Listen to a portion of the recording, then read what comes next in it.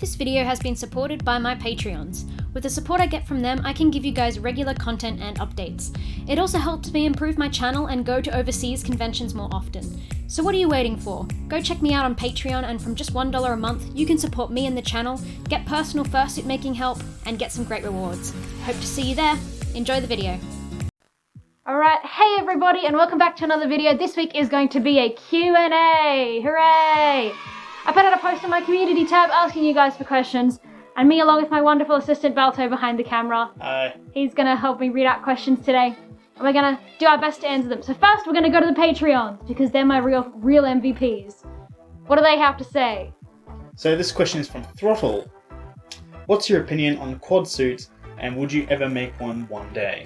I absolutely love quad suits. They were how I originally got into the fandom. It was the first thing I ever attempted to make. Quad suit stilts hurt a lot, so I decided not to do that because ow. What would be the best part of owning a fursuit making business, in your opinion? In my opinion. Working your own hours, 10 out of 10. Because it means if you wake up one day and you're like, oh my god, I have the worst headache imaginable, I'm going to die. Then you can just be like, okay, this is fine. I'm just going to lay down and take the day off because I can. Because I can. Doesn't mean that you can neglect like all of your suit making work. That's not really how it works, but it means that if you really desperately need the break, you can take it, and that's excellent. For making foam heads, do fursuit makers use latex, rubber, foam, or not? All I've heard people say is upholstery foam, but aren't most foams full of bad chemicals for skin contact and breathing in? Well, yes and no.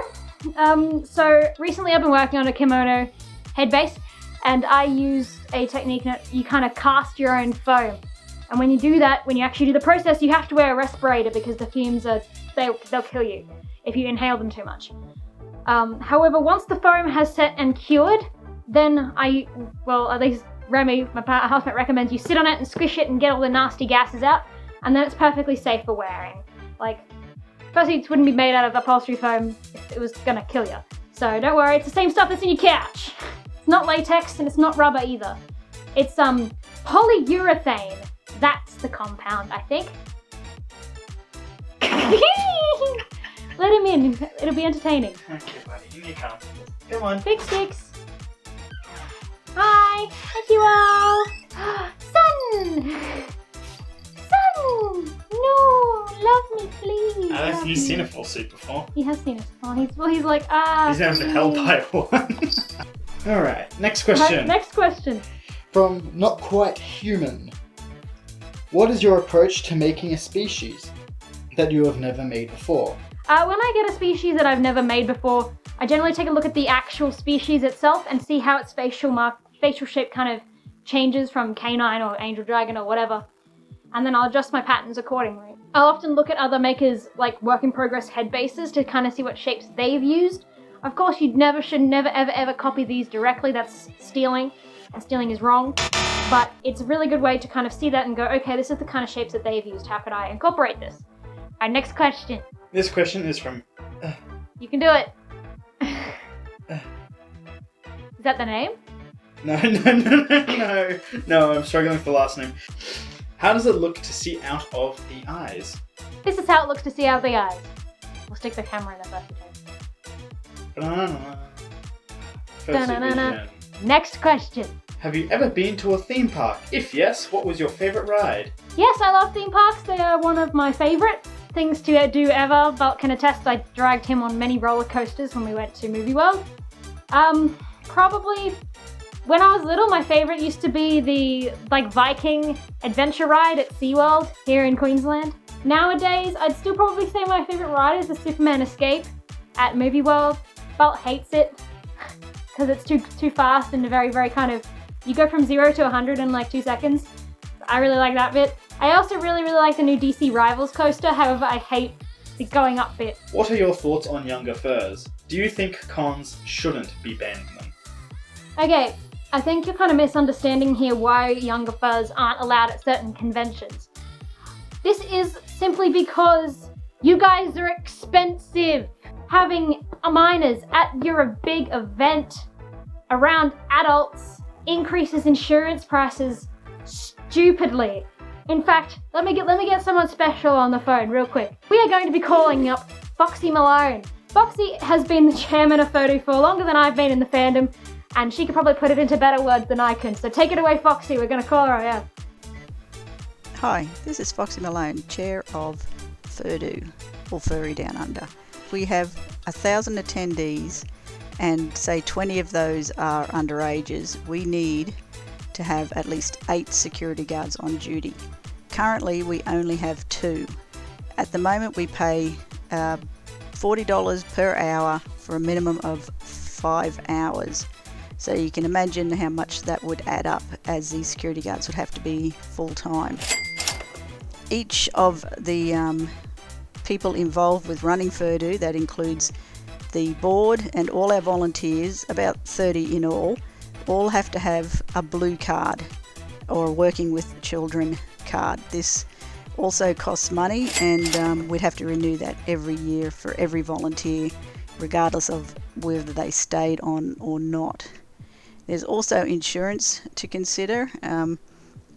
To add underages to our insurance, we'd be looking at least another $2,000 to $3,000 on top of what we currently pay. And there you have it, straight from the con chair's mouth. It's not that they don't want you there, it's just that you're expensive. Is Skyehighstudios Studios the only protogen fursuit maker? How would you go about making a foam protogen head?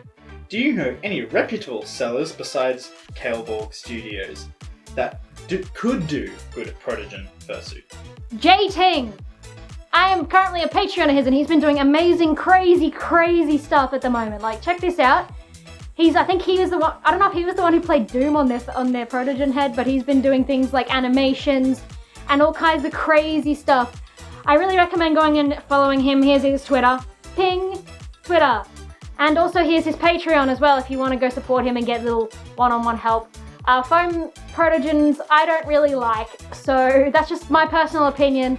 I think if you're going to do it, I would rather have it as the electronics rather than the foam. But I'm sure there's plenty of tutorials out there, so go do a search. I'm sure you can find some. This question is from Bubbles. When did you become a full-time fursuit maker, and how is it different financially from a regular job? Sincerely, a confused newbie maker. Just last year, I started making in like 2016, but I only started doing full-time last year. It's weird because you got to do your own tax.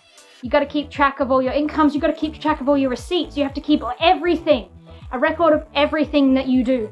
And at the end of the financial year, you have to put together a profit and loss statement to show the tax man how much you've earned. What is your opinion on Dino masks? I think it's good for kids. I think it's good for children and people who want a fursuit but can't afford to pay it. I want to see people do more creative things with it than just paint it with acrylic paint and fur it. But yes, that's my opinion on it. What is your favourite place to travel to? And are there any places/countries you would like to visit? Favorite place to travel is Japan, and I want to go back there straight away. Please take me back. I miss the tuna onigiri. I miss the gyudon. I miss the shrines. Please take me back.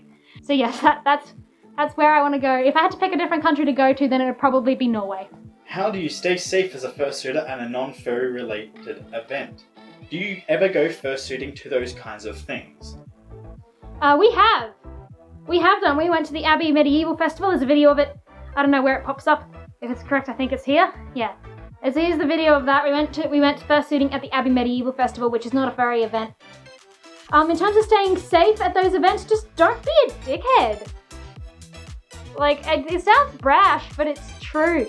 Just don't be a wanker and don't go around doing things you wouldn't do out of suit, I guess. And just exercise self-restraint and respect to everybody else around you. And please have a handler if you don't know what you're doing. What is your favourite desert? The Sahara. Do you have any fursuit crushes? If so, who are they? Sakura-san! Sakura-san! Sakura-san and her friend. We met them at JMOF. They were like this high on me and I'm not very tall. And they were the cutest thing I've ever seen. I follow them on Twitter and we chat every now and again, which is amazing. But they were so cute and pretty much the closest thing I've really ever had to a fursuit crush. How do the eyes on your fursuit track the camera? Are they inverted to give the impression that they move? I can get up close to the camera for this one. Follow me eyes. They have a wall on the side of them. I don't know if you can see it in my right eye here. Or your right, my left, but whatever. This one On this side, you can see it has a wall, so when I turn, it shows more of the wall on each side, and because it's the same color, it gives the impression that there is more being shown on that side, thus looking that way. So yes, they're inverted. Pretty much the answer to your question.